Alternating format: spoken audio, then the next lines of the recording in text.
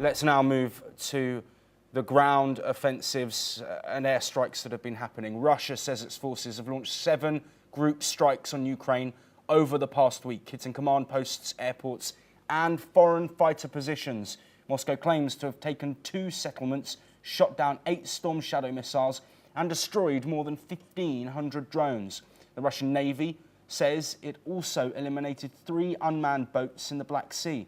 Ukraine says its special forces carried out precision strikes in Crimea, destroying Russia's advanced Yenisei radar system.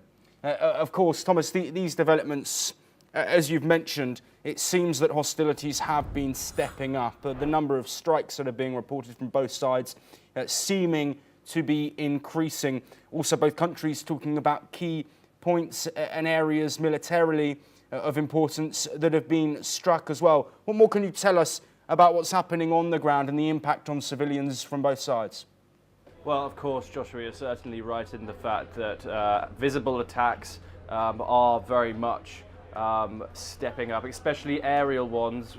The international media aren't allowed on the Ukrainian front lines in Ukraine's east. However, what we have seen is the damage of some serious strikes on Ukrainian infrastructure by the Russians deep into Ukrainian territory. We saw a huge strike back just a few weeks ago in Sumy that killed 34, and obviously the Ukrainian capital is still reeling from an attack that just happened a few days ago, which killed over 20 people there.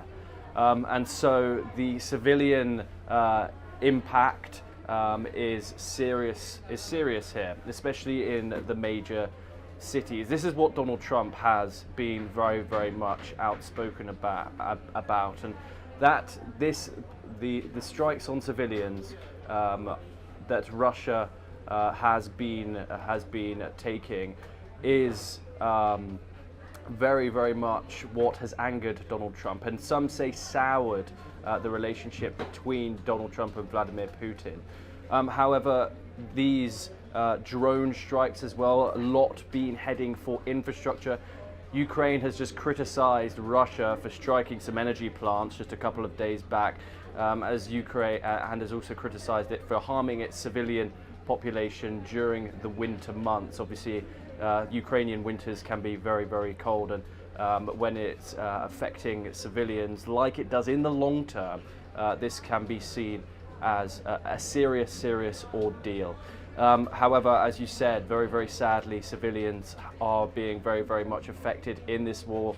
Civilian infrastructure being struck both by drones and strikes deep into Ukrainian territory by the Russians. Obviously, they both go each way. Drone warfare as well, very, very prolific in this conflict. Thomas Porteous, thank you so much for that insight across the broad spectrum of discussion points